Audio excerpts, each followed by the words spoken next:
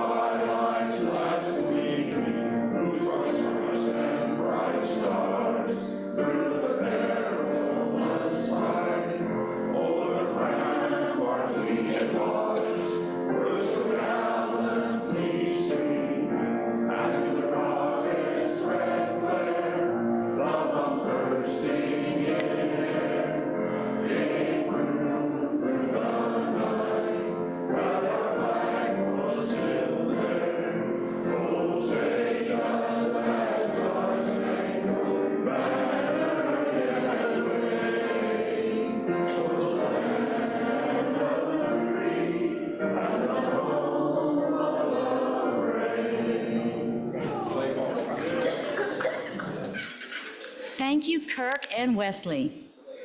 Now welcome Becky Ramirez, owner Big Balls Up, to welcome our visitors.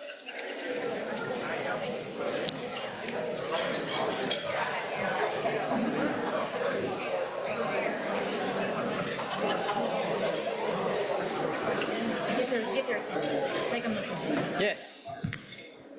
I know how much you guys love my company name. Feel free to say that out loud several times if you wish. Okay, so today we have Sarah Brown, guest of immediate past president Kirk Driver. Do they have to stand? Do they need to stand? We need to make them. Please stand and be recognized. Thank you. Sean Ferkey. Yes, I was so worried about that one. Judy Young is his guest. No, we're not. I'm sorry. It's her. Yes, I'm sorry. It's her. I'm so sorry. Yes, Sean Ferkey. Did he already stand? Yes, perfect. Yay. Okay. Next one is Ashley Garcia, guest of Rosie Berdeca.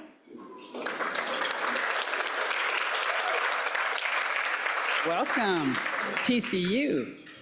Okay, and next we have the demigod Perseus Dominguez, guest of Chris Jordan.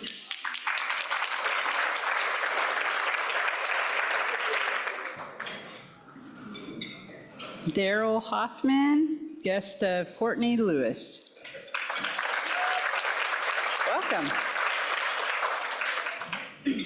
Andre McEwen, guest of Key Bryant. Yes, we don't know where he is. Okay, thanks, guys. Welcome, visitors. Thank you, Becky. Now, Becky, how many more acts of service do you have? Okay, you're almost there. Good job, keep it up. You'll have your blue badge very soon. All right, everyone, pardon me. Now it is time to recite our four-way test. Some ask, what is the four-way test? Our four-way test is used by Rotarians worldwide as a moral code for personal and business relations. This includes character, dependability, and service-mindedness, which still resonates today. So everyone follow along with me. First, second, third, and fourth. Fantastic, everyone. Now we're going to stay here on the four-way test for just a few moments. I have heard from many of you in this room the last couple of weeks, and I want to tell you you've been heard. You all matter, every single one of you in this room, and all of our guests. The Rotary four-way test was developed as a roadmap for how we as Rotarians are supposed to conduct our lives.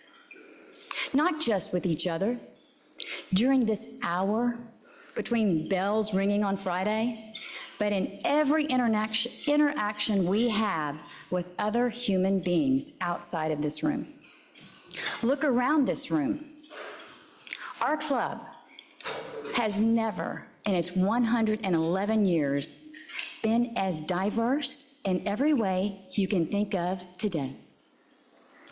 The myriad ages, professions, education, life experiences, political affiliations, and faith traditions. We are a gathering of differences that come together under the Rotary umbrella for shared purposes. Learning more about our community, lending a hand in areas where we can make a positive change, building friendships along with business connections. As we move deeper into this election season, or as Jim Rilsberger called it last week, the silly season, I encourage all of us to remember our code of conduct for everything we think, say, and do. The four-way test. Whether it is the invocation, the newscast, or conversations with each other. Let's do Rotary proud by treating each other with dignity and courtesy. And I want to thank Navy Bob in advance because your visit today could not be more timely. Thank you all.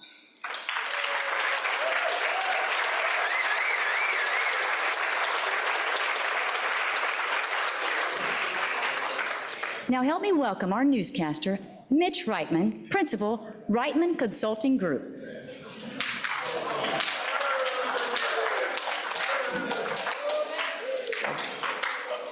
Thank you for that, Rebecca. And Rebecca gave me this book. It's Tips to a Successful Rotary Newscast, and it starts out, talk about the weather. Everybody likes the weather. The weather doesn't offend anybody. So first for the weather. It's hot out there. It's so hot that former Police Chief Joel Fitzgerald went to the City Council meeting just to get a cold stare. And thank you for the warm response. I feel like J.D. Vance at a meeting of the Maryland Persian Cat Club. The Venezuelan Supreme Court confirmed Nicolas Maduro as president in a close race over Edmundo Gonzalez. Gonzalez claimed victory and drafted a list of 60 government officials he said should be imprisoned. In a poll this week, 60% of Americans wish that the U.S. elections are more like the Venezuelan elections. They're over. Joe Biden announced that he would not seek re-election on National Ice Cream Day. This may be the most historic National Ice Cream Day ever. Some say he didn't think this through, though. I mean, if you quit, you can't get unemployment benefits.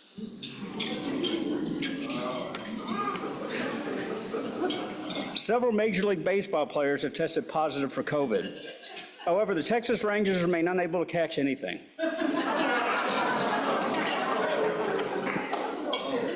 Last week was Fleet Week in New York.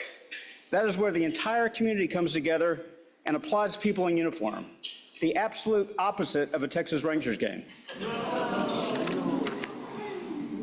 In a survey that asked 500 people if they weren't traveling international because of an increase in COVID cases amongst air passengers, they said, no, We're not traveling internationally because we're broke. Vice President Harris has begun preparation for the upcoming presidential debates. She was advised not to interrupt Donald Trump and to say, go ahead, keep talking. I think we'll skip this one. The FBI says that the Russians may have damaging information on Donald Trump. For example, they may have video of everything he's ever said on TV. And finally, CeeDee Lamb continued to hold out a Cowboys training camp while his agent negotiates his 2025 contract. Cowboys Vice President Stephen Jones asked if he was being a baby, and Jones said, no, even a baby quits whining after a while. The weather this weekend will be hot and miserable.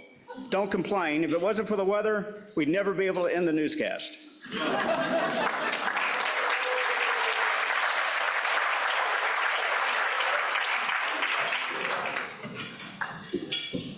Thank you, Mitch.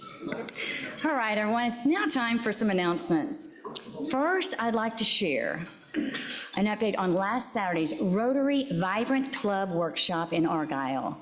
Some of us were able to attend. It was awesome. It was so inspiring, educational, but we also were able to hear a motivational message from Dallas Cowboy player Jason Witten. It was awesome. Ladies, he looked pretty good too. Now, help me welcome, first up, Secretary Christina Judge, Executive Director, Mental Health Connection with Social Committee News, followed by Abby Dudek, Strategic Communication Manager, PIO, Tarrant County 911, sharing information about our upcoming Trash Bash.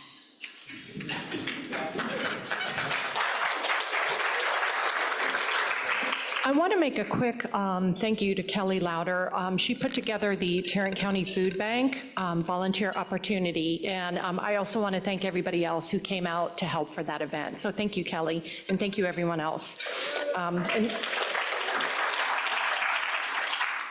So Ed could not be here today. He's on his first vacation in 10 years since he graduated from college at the University of Texas. You can tell who wrote this script. Yeah, and he's been sending me pictures of his vacation in Door County, where it is 70 degrees. So yes, anyway, please mark your calendars, pull out your phone and scan the QR code. Is it up? Okay. To reserve your spot for the next Rotary After Hours next Wednesday from 5 to 7 at Grace. Same as last time, $20 pays for the appetizers, drinks are on your own. Since we had so much fun last time, it will be one of the private rooms in the back, which means we were making too much noise and they're moving us. And there's more. We have a Casa Mañana outing scheduled for September 11th at 7:30 to see $1 Million Quartet. Tickets are $25, that's a pretty good deal. Scan the QR code to purchase yours now. These outings are always fun, seats are limited, and will sell out fast. And on behalf of the Social Committee and the Vacationing Ed McGlynn, we look forward to seeing everybody at both of these events and many more to come. Thank you.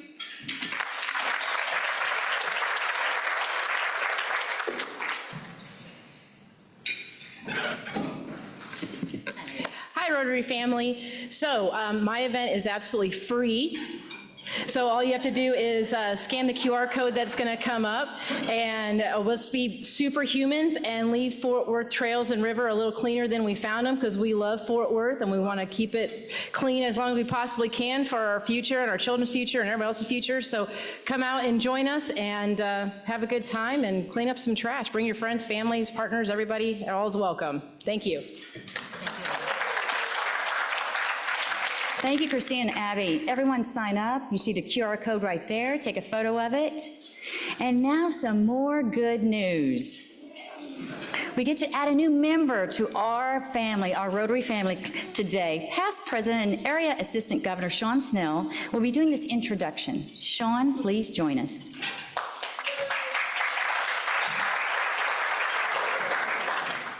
Hello, everyone. It is my pleasure to introduce a new member. This is Zoran Latrell. He is he represents Houston-based Creative Office Furniture here in DFW. He is the Director of Business Development. We met about 2 years ago. Thanks to Karen Vermeer Fox, who made it happen, we had a Rotary business mixer with the Real Estate Council, and that's where he and I met. Zoran has deep roots in Texas on both sides of the family. On his dad's side, they go back to the 1800s and then into the 20th century when his great-great-grandfather-ish, Benjamin Davis, was the highly esteemed mayor in Keller. And they have a big old family cemetery plot in Smithfield Cemetery in North Richland Hills. His mother's side is from Midland, and she was the youngest of 9 children in the Brady family. And yes, they really were the original Brady Bunch. There was actually a radio show back in the day about that Brady Bunch family. So with all of this Lone Star lineage, it's a surprise to know that Zoran was actually born in Vancouver, Washington.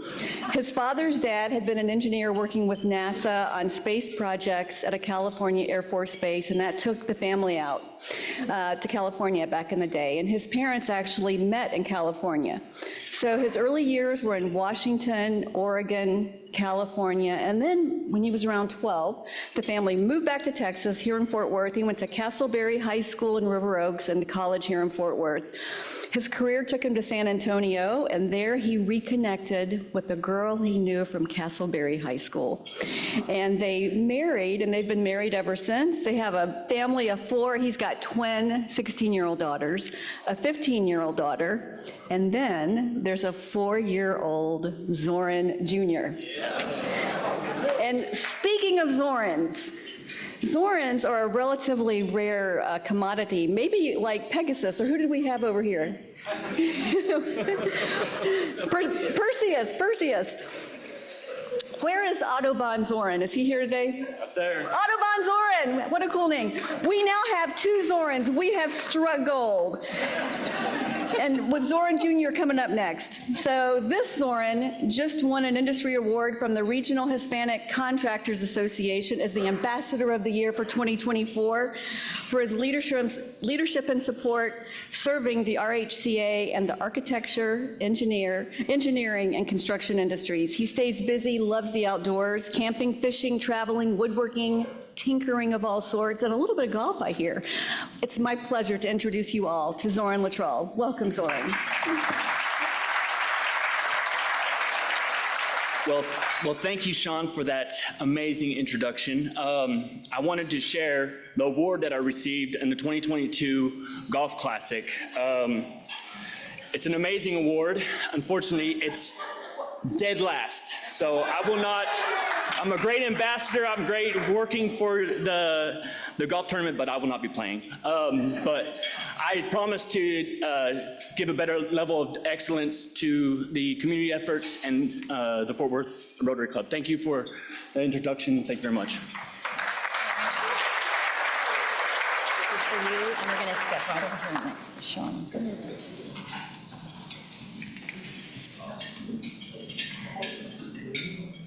Thank you. Thank you, Zoran. Welcome, Zoran, and thank you, Sean. Now, where is Mark Semmelman? Mark? I see you, but where is he? Why is he not up here yet? Mark has completed his 6 acts of service.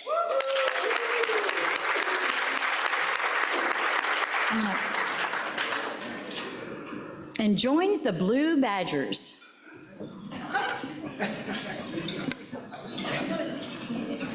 What was your favorite act of service? I kind of liked writing the notes for the meetings, Well, that's good to know, because there was right? somebody over here that wanted the tequila, and Captain Kirk missed the bell at noon one time, and when I wrote that, I wasn't sure if I was going to get in trouble or not for harassing them, but So you enjoyed that? Yeah. Well, wonderful. All right, Red Badgers, this is what you have to do, and you'll get that blue badge. Thank you so much. Thank you very much. Congratulations. Step right over here.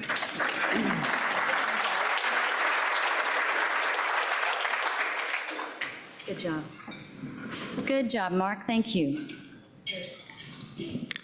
Now, I would like to welcome our chairperson of the day, Michael Crane, partner, Northern Crane Realty, to introduce our speaker of the day. All right. Thank you, Rebecca. Thank you. How are y'all? Thanks for having me as chairman today. I'm not going to read a bio because I want you to go buy the book that is around the corner. What I will say, thanks for being here today, too. I'll say there were maybe other places we could be, but you're here, and I think there's a message for everybody to hear. What I'll say, I've read the book myself, and it's a pretty impressive story you're going to hear, and hear this lessons in leadership. But I'll just say this, I want to entice you to read the book. So some parts I pulled out of it, from bullies in elementary school to school university escapades. He doesn't know I'm going to say any of this either. Partying like a pirate, to travel on the USS Texas under the polar ice caps. Enduring bosses, leading with fear, which is an MFB. To those who lead with vision and compassion, grooms. His work as a mill aide, and if you don't know what that is, that's the person that carries the football with all the codes for the President of the United States. And that's where we met. I was in Beijing at the point, and he had come with the President as part of that group. We really kind of met. He got very famous because he rode on the mountain biking trail with the President. And so let's just say that the Beijing mountain bike trail won him zero. He ended his Naval career as a Commodore in Hawaii and then settled in Orlando in the healthcare field. His career spanned the globe, in the highest reaches of power to the lowest points of the ocean. And he's done some incredible things. He's going to tell you all about it. It really is about a life led with service and love, which is the title of it. And I actually pulled out a passage. Y'all know I get emotional, but sorry. Pull out a passage, and I think the Lord was speaking to me, Rebecca, when I pulled out this passage towards the end. And I just want to read it to you because I think it sets the tone, and especially after what you talked about today. He writes, rediscovering the wisdom of Mr. Rogers at my age has been, I got to put the glasses on, has been eye-opening. It happens, y'all. And I note, and I'm not alone in this rediscovery, in the 20 years since his death, all things Mr. Rogers have made a resurgence, not among children, but adults. Why have those soft-spoken words of a children's television show host come to matter to so many? Jeff Monroe writes about the phenomenon. He's calm, he's patient, he's kind, he's loving. We are so hungry for love, we simply cannot get enough of it when we see it. We are starved for grace, to know we are accepted just as we are, and sit transfixed when we hear Mr. Rogers tell us he wants to be our neighbor. With that, I'll introduce my friend, Robert Navy Bob Ronska.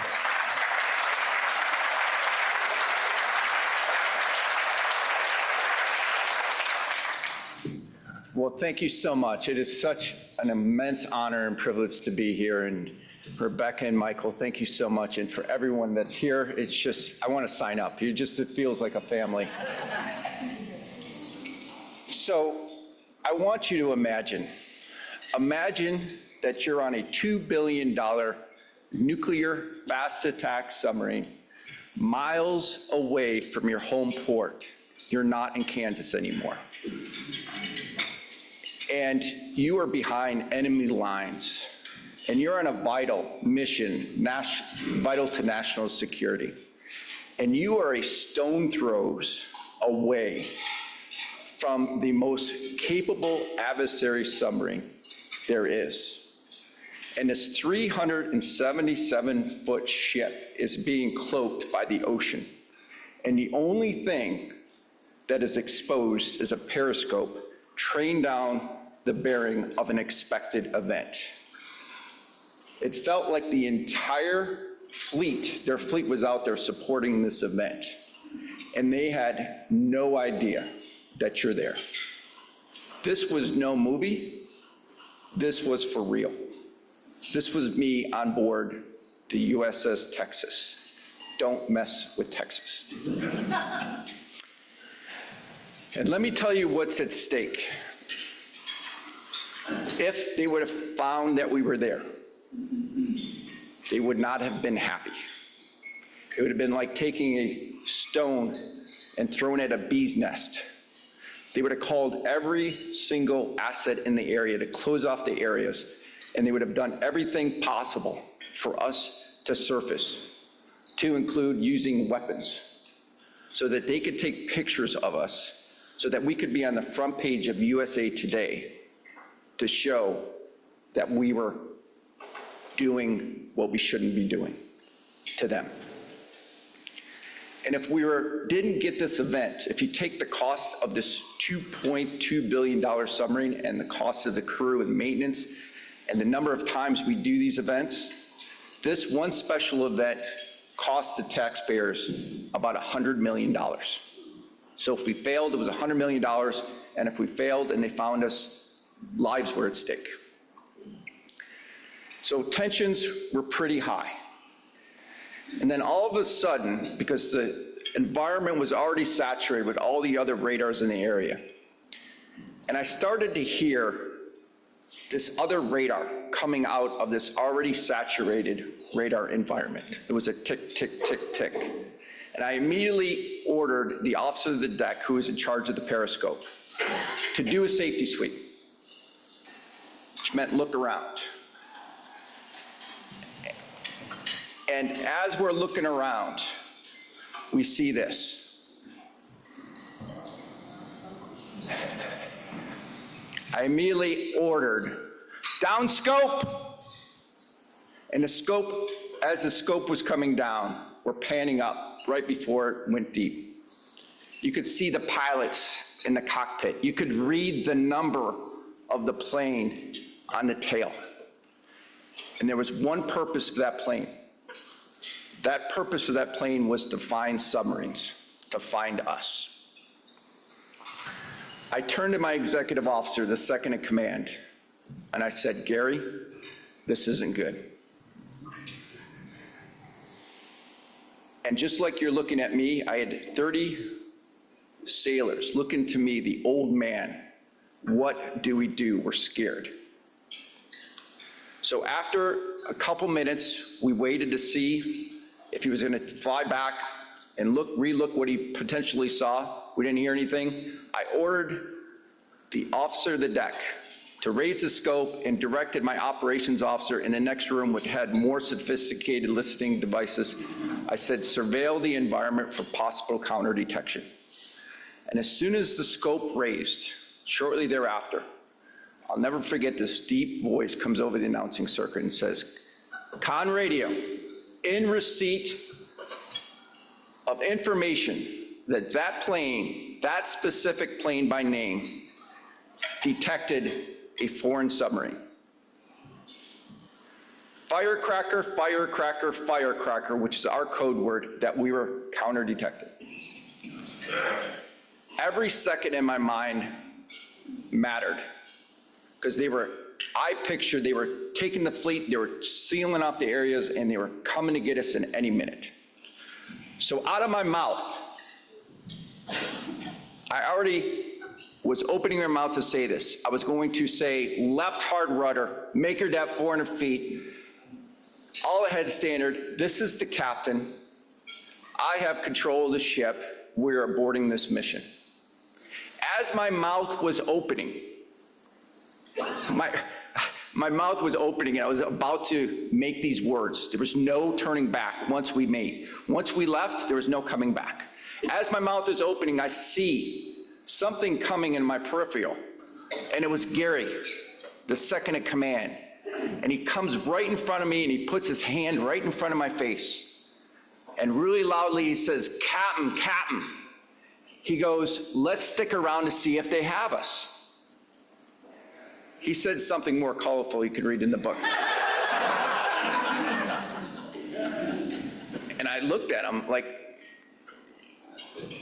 why are you saying this? This is, to me, it was 100%. And then someone else spoke up shortly thereafter and says, something's not right. This was too quick.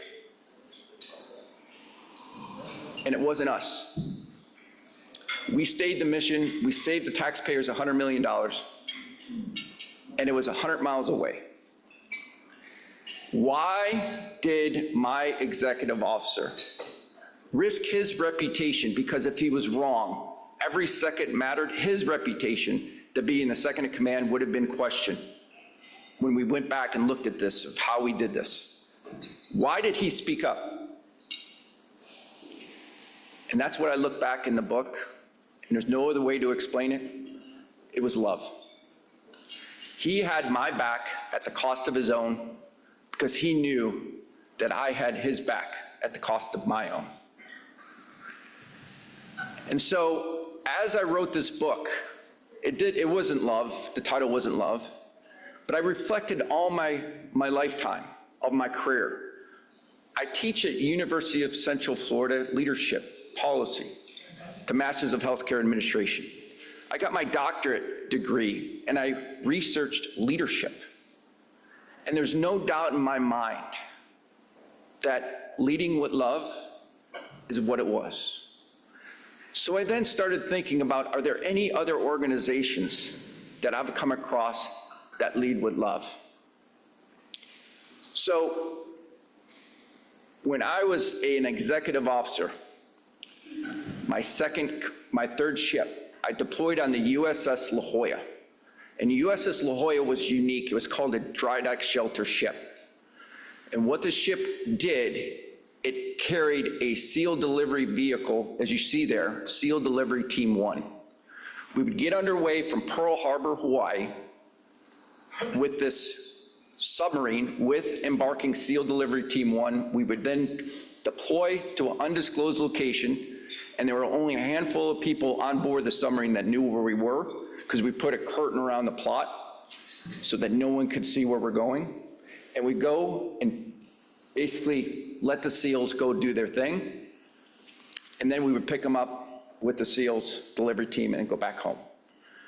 So I got to see in the culture of SEAL Delivery Team 1. And when you think of Navy SEALs, do you think of love?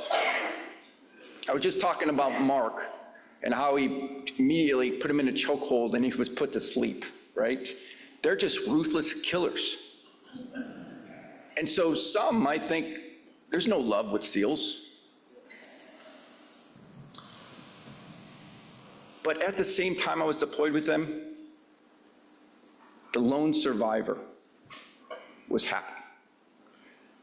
Michael Murphy, who was part of SEAL Delivery Team 1, their brothers were on this submarine with me. And right before we got underway, we got the report that him and his brothers were killed in The Lone Survivor movie, just like it was depicted. The heartache that you felt, you could feel it. So here is Michael Murphy and the lone survivor, Marcus Luttrell, true heroes. So fast forward now approximately 2 years. I'm the military aide to the president. And I had the distinct honor and privilege to be able to support President Bush posthumously award the Medal of Honor to Michael Murphy's parents. There wasn't a single dry eye in the East Room. And you know who was in the audience? The lone survivor. And there would be no way that that person would be there if it wasn't for Michael Murphy. Michael Murphy knowingly was going to lose his life to save his fellow SEALs. He went up on top of that ridge to make the phone call, and he knew he was going to die. And that's why he got the Medal of Honor. So I think back to you. Do SEALs lead with love? There's no greater sacrifice than to give one's life for someone else. And Michael Murphy did that. He sacrificially gave himself for his friends. So yes, you can have love in the workplace. And one of the greatest honors I have ever had, and I reflect back, is working for President Bush. I also learned that he led with love. And I'm going to share a personal story that's in the book that really was profound for me. I was the military aide when the surge was happening. I would take the situation report at the ranch every morning when I was his personal aide, military aide, and I'd wait about 50 yards outside of his house at 5 o'clock in the morning with the Secret Service agent. I'd wait till he gets up. I see the lights come on. He puts on the coffee maker, and he would come out just a shorts and a T-shirt, and he'd ask me, Navy Bob, he says, and the first thing he'd always ask me, how did we do last night? I know exactly what he was asking. Did we lose any soldiers, Marine, airmen, anybody? In those days that I told him, Mr. President, I said, we didn't lose anybody, he would turn like a kid in a candy store. What are we doing today? Are we cutting brush? Are we building trails? Did you see Barney? I think he's after a skunk. He gets so happy. And we're in the middle of the great state of Texas, and we're underneath thousands and millions of stars, and there's no one around but me and him. This was a sure show of love. In those days that I told him that we lost somebody, he would take the report, thank you, and just walk inside. I've learned so much from that man. That President and Mrs. Bush are one of the amazing leaders because they led with love. So fast forward, I have my toolbox ready to go, ready to lead with love. But the Texas wasn't always that way. It was at the tail end of my tour with Gary as we almost got counter-detected. This was the USS Texas. And in 2009, July, I was assigned the USS Texas and I took command. And our first responsibility of the Texas was to take this ship underneath the North Pole and certify this brand new Virginia class for Arctic operations. Let me tell you some of the hazards about going underneath the North Pole with a new ship that's never been done before. When you get underneath the North Pole, because the salinity is so high, it's 28-degree water. And all the condensation randomly will come out in droplets like a rainforest in the engine room. And they're dropping on these highly energized cabinets with upward-looking vent holes for better circulation that are controlling the reactor with microprocessors. So you can imagine a perfect drop, which is feasible, drops on a microprocessing board and shorts out this microprocessor, and it would scram the reactor. You would lose power. And there were days, some days, that it would be 2 or 3 days, the ice would be so thick that you couldn't surface. And you know what happens if you lose the reactor and you can't surface? You die. They also had reports that there were adversary submarines coming out to find us because it's never been tracked before. And so they routed us through the iceberg capital of the world, the same iceberg that sank the Titanic. We were going through this narrow strait. But you know, it wasn't the iceberg, it wasn't the adversary submarines, it wasn't the ice. Do you know what my biggest concern was? Was the culture of the crew. The culture of the crew. You all heard of the game Whack-A-Mole. I've never experienced so much Whack-A-Mole that was happening on board the Texas when I first got there. It wasn't if, it was, I knew it would be if, I didn't know when and where all the issues would happen, and I would be so reactive. And so I looked myself in the mirror from the toolbox of leading with love. I could easily lashed out, hold people accountable, got upset with them, but I looked myself in the mirror and I said, what am I doing as the commanding officer, only being there a month, that is contributing to this whack-a-mole? What barriers am I putting in place? What culture am I setting as the commanding officer? That is love. So I immediately asked the crew, shortly after a major incident that we had, I mustered the crew topside and I printed out a page with only their name at the top, said name and 1, 2, 3, and that was it. I made this in 5 seconds on my computer and I hit print on 160 people on the crew, and I went up topside with 160 of these pages. And I said, men, I said, here is the crew top 3. I said, if you have any concerns, please let me know. And if you have no concerns, all I ask you to do is to take 5 seconds of your precious time and put your name at the top. So we have 100% accountability. I love you, I care for you, and if you have any barriers, please let me know. I left it, and about 2 hours later, I get a stack of issues like this. And one of the issues was there wasn't sufficient number of computers on board. Half of the computers were broken. And on this new Virginia class submarine, it's something out of a Star Trek movie. Everything operates off of a computer. And what that entailed was about 2 hours of extra time per person that couldn't be home with their family because they were broken computers. The light bulb went out. The light bulb went off for me. I said, now I know why we have whack-a-mole daily. Because the crew doesn't care for the ship. Why doesn't the crew care for the ship? Because the ship doesn't care for the sailors. So I immediately went up and got new computers, went to all the different ships. Within an hour, we had our max capacity of computers on board, and it was a $2 billion submarine. It's not like we couldn't afford new computers. And I mustered the crew back topside.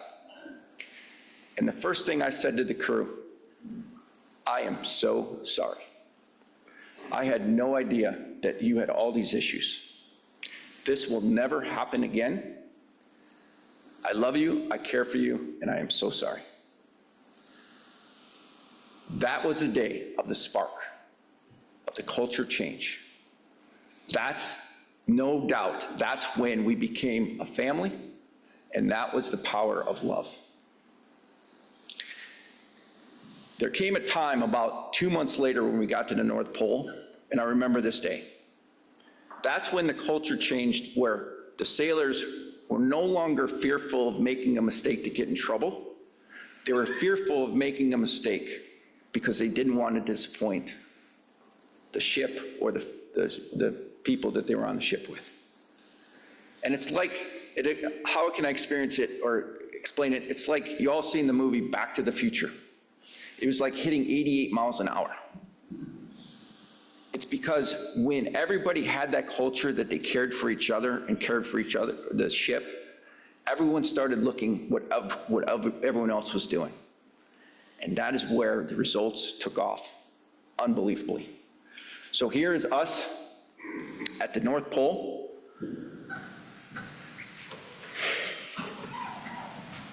Sorry.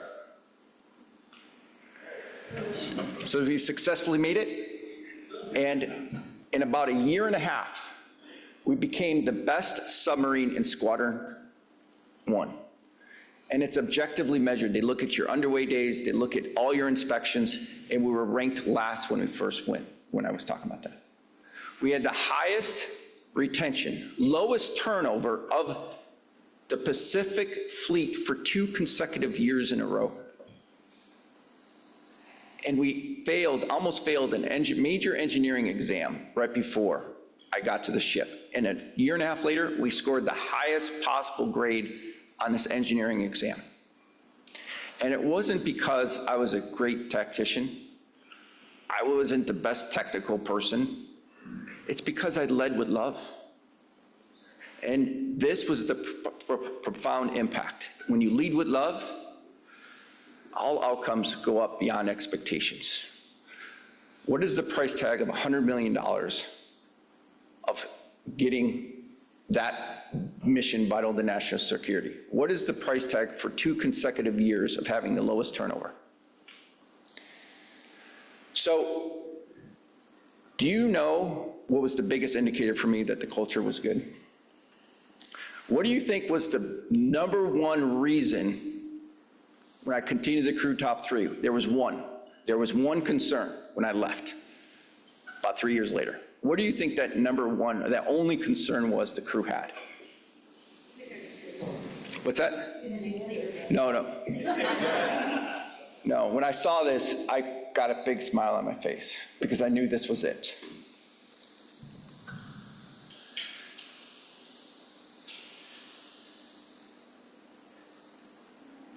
Drum roll. There wasn't sufficient variety of hot sauces on the cruise message. When I saw that, I said, that is perfect. And I immediately got new hot sauces. So if that's what they're complaining about, I said, that's great. And it was just remarkable to go from this to that. And how that occurred was leading with love. So as Michael opened it up, I went to Rollins College, and a class or alum is here today. I just saw him at Rollins the other day. There he is. So I don't know if you know this, Mr. Rogers went to Rollins College. And there's a statue there, just phenomenal. And I just wanted, off the cuff, to share a story. I gave my doctor dentist a book, and he tells me, he says, you're not gonna believe this. He says, I was good friends with Mr. Rogers. He says, I knew him for 15 years. And he takes me in his office and shows me a picture of him and his family. And I said, oh my gosh, that's amazing. He's my hero. I said, what was Mr. Rogers like? And his response was baffling. He says, I don't know. I says, you don't know? Didn't you say it was 15 years you knew him? He says, every time I asked about Mr. Rogers, he wouldn't answer it. He would want to know about me. And if you watch that movie with Tom Hanks, that portrays him to the T. And so Mr. Rogers has this famous quote. He says, love and success. It's that simple, but yet that difficult, and it has to be in that order. That's exactly what I did on in Texas. I put love first, and success came out beyond expectations. So when leaders lead with love, you will not only get results, retention, productivity, meaning in life will go up beyond expectations. You will become a legendary leader like Mr. Rogers because he led with love. And you will build a legendary culture. But the greatest gift of leading with love isn't about results, isn't about becoming a legendary leader. It wasn't becoming a legendary culture. This profound impact when I was writing this book. When you lead with love, you lead a good life. So I want to share a story and what really came about this. Mr. Rogers said, if you do any research with Mr. Rogers, says God has put us on this earth for one purpose and one purpose only, and that is to serve others. That's why I love the Rotary so much. I want to join. He says, when you find that purpose of serving others, the wholeness of fulfillment you will feel will be undeniable. So I spent 8 years of my life underwater, not consecutively. And I started questioning, am I leading a good life? Sure, I was doing great things, but obviously, spent a lot of time away from family. And I didn't know why God put me on this earth. But I do know the reason why is because I want to share leading with love. So here's a story for me. By leading with love, I got to know every single sailor on board and their family members. And here's one sailor, Petty Officer Menkins, that we overlapped for about a year. And then I went away. I transferred out the ship. It was my time. And 4 years went by. I didn't talk to Petty Officer Menkins, didn't even see him because I was mainland. I came back to Squadron 7 in a different squadron in Texas. I see him out running one morning. And I said, Petty Officer Menkins, is that you? He said, Cameronska, is that you? I said, how's your wife, Amber? He goes, great. He says, do you mind if I stop by your office later today? He says, absolutely. So he comes in my office and he says, I've always was supposed to leave in October of this year. Now it's April. He says, since I got here, everyone knew I was supposed to leave in October. And he says, my wife, Amber, and I have been trying to get pregnant for over 2 years and we can't. We know we have an infertility problem. And all we want in this world is to have a child. That's all. And so as we're exploring how we can get this, we finally got an appointment up at Tripler Hospital. It was a 2-year waiting list, and we got our first appointment in July. And I almost stood up and I hugged him. He goes, there's one problem. He says, before I left on deployment 5 months ago or 6 months ago, he says, everyone knew it was at stake that my appointment was in July, which would have given me July, August, September, October is when I was leaving, which I'm okay with 4 months. But as we were coming in, I get orders to leave in June. And he says, my wife, Amber, is just constantly crying, depressed, and it's been 2 weeks, and no one in my leadership is doing anything about it. And when I called the person that's changing these orders, that he knew was at stake, he says, stop having people call me to change your orders. He says, it's not going to happen. You're in the Navy, and they're called orders for a reason. Stop having people call me. And he hangs up the phone, he tells him. He's treating him like an object and not a person. So I immediately pick up the phone, and I said, you're going to change those orders back to October by Friday in 4 days. I says, if you don't, I says, I'm calling Naval Reactors, the 4-star Admiral, myself, to tell them how you're treating people. I said, I'm giving you 4 days to change them back. And in October, he calls me from the airport, and he tells me that his wife is pregnant. This was in 2016. I didn't think, I was happy. But as I'm writing this book and reflecting back on the impacts of leading with love, I reached out to him. And I was asking him about the culture. And just a couple years ago, he sends me this picture of him and his daughter. And he says that you and God are the only reasons why my beautiful baby's here. I started to cry. The fulfillment, the joy I experienced was indescribable. Leading with love allows you to do good things. Because if I didn't lead with love, there's no way he would have came to me and asked me for help. He did more of a gift for me than I could ever do for him. This was my purpose of helping others. And so here, a DC event where we got together with other White House fellows. In DC, he drove 3 hours just to come see me. I haven't seen him since 2016. And he's still forever grateful for what I did for him and his family. That is the power of leading with love. This allowed me to lead a good life. And I'll close this with you. And what you do with the Rotary was so important. You've all seen It's a Wonderful Life.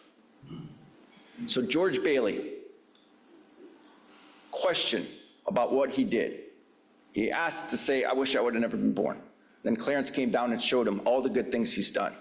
And at the end, his brother says, the richest man in town, George Bailey. So if you want to be the richest man in town or richest woman in town and lead a wonderful life, the moral of the story is lead with love and do good things for others. Thank you.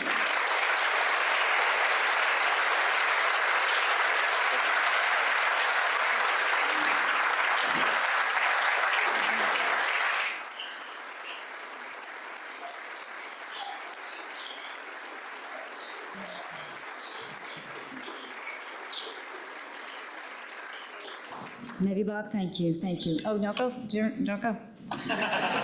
You're not done yet. I want to first thank you. Do we have any questions? We can take a couple of questions. I have one. Where were you during 9/11? So I reported to the White House in 2006. I was on a submarine, and we geared up to go help. But what I saw with the president is that there were times that he would joke, but whenever a military aide or somebody approached him, you could tell that still really affected him. So I was not with him in 9/11, but I could still see and how that really dramatically affected him. Because when I would approach him, he'd stop what he would do and look at me like, what do you got for me? And so I was not with him, but I was on a submarine in Guam when that 9/11 occurred, so. But thank you. Is there really not a battery backup system on a submarine? Yeah. Like underwater? Yeah. So, great question. So you do have a battery in the event you lose the reactor, but the battery is only good for approximately 2 hours. And you're very limited how far you can go on a battery power. And because you can't surface, you can't use a diesel generator. There's a diesel generator to provide that power to be able to sustain you. And if you can't surface, use a diesel, you're only limited about 2 hours. And once you lose the battery, you lose all power, and which means you lose all power to all the atmosphere control equipment. So basically, you're basically entombed in a tube until you can, because even if you tried to surface, you couldn't because the ice was there. Okay, one more. Nathan? Did you want to be in the submarine?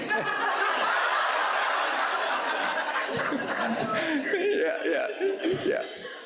So you know what, again, you read it in the book, I get this asked question, how did you get in the submarine force? When I was in high school, I wanted to be Top Gun, right? I wanted to be Maverick. And I didn't have 20/20 vision at the time, and when I was my age, PRK and LASIK wasn't allowed to be able to do that. So I went into college, and I was approached to join the nuclear Navy, and there was no intention for me to join the nuclear Navy. And again, I am not influenced by movies, but Hunter for Red October was out. But really what sealed the deal is that I went to see a submarine, and I saw this family culture, what you all are experiencing here, this friendship and love. And I had no intention of doing that, but until I toured that and actually saw that camaraderie, just like what I saw in the SEAL delivery or SEAL teams, there's a price tag of this friendship and love that you have here that I experienced on a submarine. And that's the driver that drove me to want to be a submariner. So thank you. Thank you. Thank you, Navy Bob. Lead with love. I think we all, the world, could use a little more love. Thank you. We've made a donation in your name in our appreciation of your time today in the Rotary Polio Plus Foundation, working to eradicate polio around the world. Oh. Thank you so much. We'd love to have you back, and I'm excited about you joining our organization. New Rotarian right here. I'll give you a red badge real fast. Thank you so much. That was wonderful. Thank you, and thank you, Michael. How many in here used to watch Mr. Rogers? Wasn't that nice? Michael, thank you for sharing that passage. That was beautiful. That was wonderful. I didn't know he was going to talk about that. That was awesome. Everyone, I'd like to also give a special thank you to our beautiful floral arrangement. We have one here every week, as you see, from Gordon Boswell, Flora Rotarian, from the Gordon Boswell Flowers. And now just a few closing announcements. District 5790 Gala will be coming up. We'll be sharing more details with you on that. We have our board meeting today in the President's Conference Room on the 11th floor. We will not have a meeting next Friday, which is August the 30th, in observance of Labor Day. And everyone, thank you for making the time to be here today. We know you have busy schedules. Thank you. Meeting is adjourned. Have a great weekend.